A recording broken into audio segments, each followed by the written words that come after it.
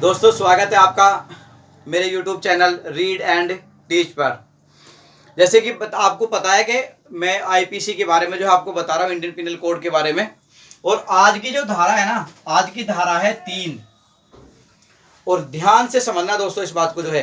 कि सेक्शन 3 जो है, जो सेक्शन 3 है वो क्या कहता है, उसमें क्या बताया है। देखिए आप समझिए, भारत से परे किए गए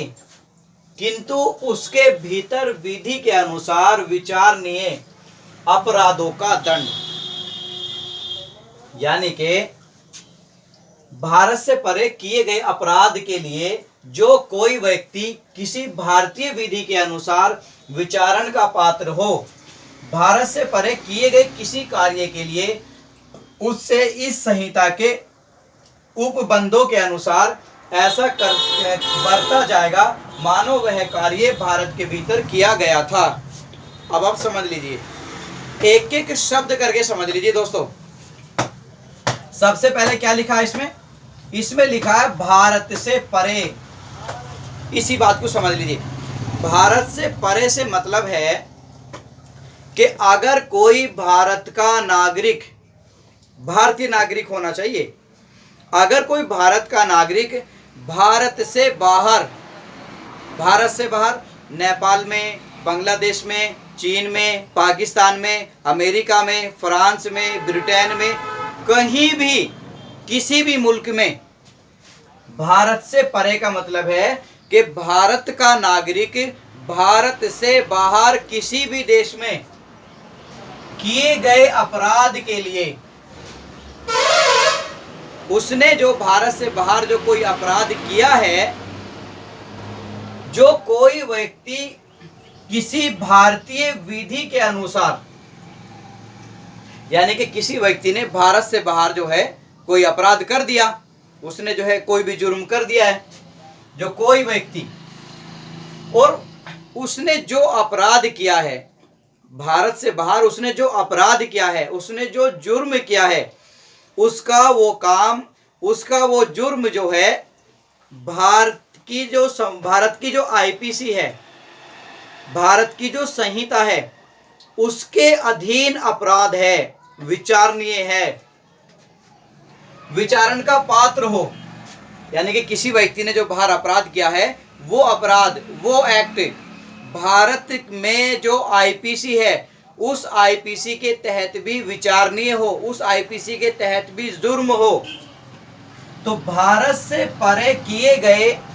किसी कार्य के लिए, किसी भी काम के लिए, उससे इस संहिता, यानी कि जो आईपीसी है, इस संहिता के उपबंधों के अनुसार ऐसा बरता जाएगा, उसके साथ में ऐसा व्यवहार किया जाएगा, ऐसा उसके साथ में बर्ताव होगा मानो वह कार्य भारत के भीतर ही किया गया था। जैसे मान लीजिए कि एक आदमी भारत के अंदर चोरी करता है, भारत में रह के चोरी करता है, तो उसके साथ जो है ना कैसा व्यवहार किया जाएगा, जो भारतीय आईपीसी है उसके हिसाब से होगा। लेकिन अगर कोई व्यक्ति भारत के बाहर भी जो है, कोई व्यक्ति भारत के बाहर,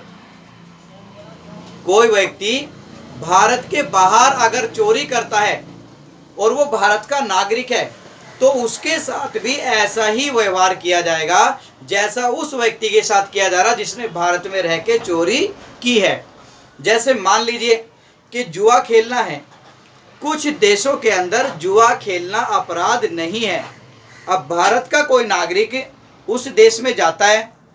और वहाँ जाके जुआ खेलता है, और वो यहाँ आके भारत में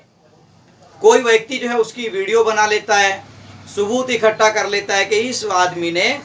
फला देश में जाके जुआ खेला है, और वो यहाँ आके रिपोर्ट दर्ज कराता है भारत में आके। तो वो व्यक्ति जिसने जुआ खेला है वो ये कह के नहीं बच सकता कि सब मैं तो जो है जुआ जो है दूसरे देश में जाके खेला, नहीं, उसने जो काम दूसरे देश में जाके किया है वो काम हमारे देश में अपराध है। तो उसके साथ ऐसा ही व्यवहार किया जाएगा जैसे उसने वो काम भारत में ही किया हो। और भारत की जो आईपीसी है, जो दंड संहिता है, इसके मुताबिक ही जो है उससे सजा दी जाएगी। जैसे मान लीजिए कि जो वेश्यावृत्ति है, भारत में वेश्यावृत्ति अपराध है, लेकिन कुछ मुल्क ऐसे हैं कि वहाँ पे वेश्यावृत्ति अपराध नहीं है। अब कोई भारत का नागरिक, चाहे वो महिला हो चाहे वो पुरुष हो, किसी दूसरे देश में जाके वेश्यावृत्ति करता है और फिर यहाँ भारत में आ जाता है और वो ये कहे कि मैंने तो फला देश में जाके वेश्यावृत्ति की है, तो ये बात नहीं मानी जाएगी,